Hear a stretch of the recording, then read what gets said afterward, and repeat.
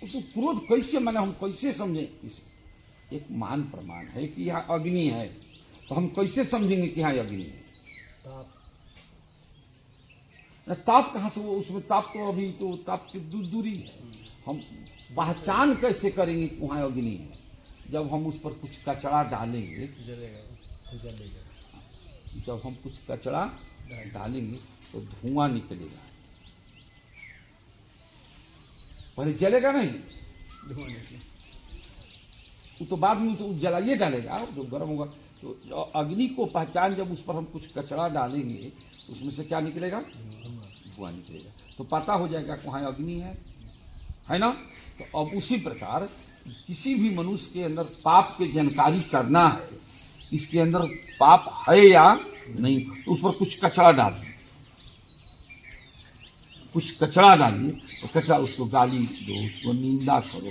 मैंने गाली देने के लिए नहीं कहते हैं, कोई अकस्मात कोई गाली निंदा देता है तो कचरा है। कोई निंदा करे, कोई गाली दे, जब आपका क्रोध आ जाए तो पहचान हो जाएगा बिना पाप का क्रोध हो ही नहीं सकता। तो समझ लीजिए कि वहाँ वो उसके अंदर पाप है ना। तो मैंने हमारे साथ जो घटना घटी, उस घटना की मैं बात प्रैक्टिकली बात मैं कह रहा हूँ कि एक बार गाजीपुर जिला में आश्रम नदी के किनारे, गंगा के किनारे, हम तो रात में सोए थे। उस रात में एक महीना था, बहुत गर्मी चल रही थी। एक हरिजन जाति का था, तो हुआ करके हमको रात में सोए थे, हमको मारा, लात से मारा। तो हम उठे तो लेकिन महाराज जी जो मंत्र दिए थे तो हमको दो चार चीज़ ऐसे दिए हैं, वहाँ हम सावधान हो जाते। अरे वही बतलाए थे कि हम पाप को कैसे समझेंगे, उस अग्नि को कैसे बुझाएंगे। तो जो गुरु महाराज जी जो देते हैं, तो उस अग्नि को बुझाने के लिए जल देते हैं। सदगुरु लोग जल देते हैं कि जब वो अग्नि जब जले, अग्नि जब जले तो गुरु महाराज जल देते हैं। जब क्रोध आवे तो उसको क्या करो, उस जल को, विमल ज्ञान जब जल शून्य आई, देखिए तुलसीदास मानस में लिखिए, विमल ज्ञान जब जल सो तब रह राम भगति उर छाई। सब अग्नि बुझ जाएगी। हमको मारा क्रोध तो अरे तो हमारी परीक्षा हो रही है, हमको गाली भी दे रहा है, वो त्यागिया कहाँ है?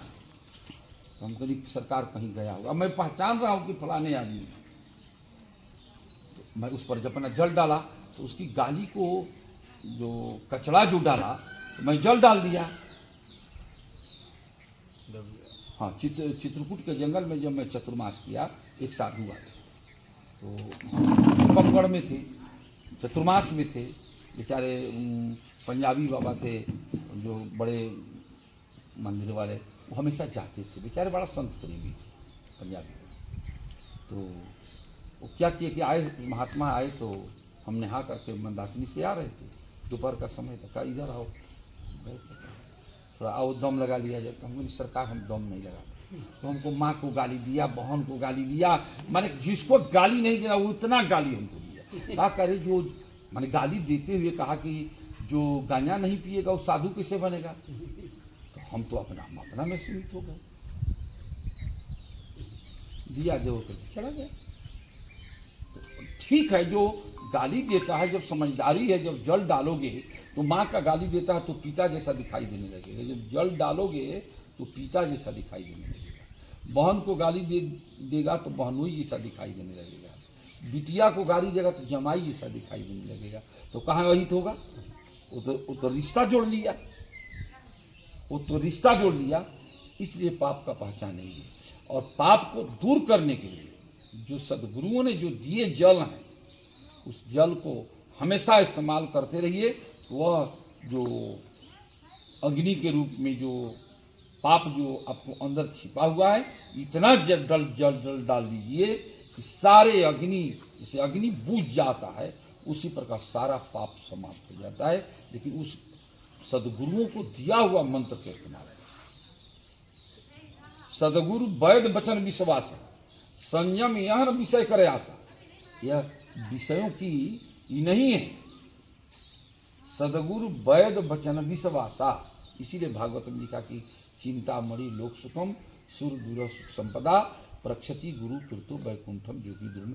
इसलिए गुरुओं को जो मिला हुआ है विमल ज्ञान, स्वच्छ जल, पवित्र, उसको हमेशा साथ रखिए और अपने पाप रूपी अग्नि पर हमेशा उसका इस्तेमाल करें, क्योंकि मनुष्य के अंदर एक जेठराग्नि है जो बुझती नहीं। ये अग्नि तो बुझ जाएगी, जल डालोगे तो ये अग्नि क्या होगा, बुझ जाएगा, लेकिन जो अंदर जो जेठराग्नि है वो जल से बुझने वाला, जल को भी गर्म कर दे।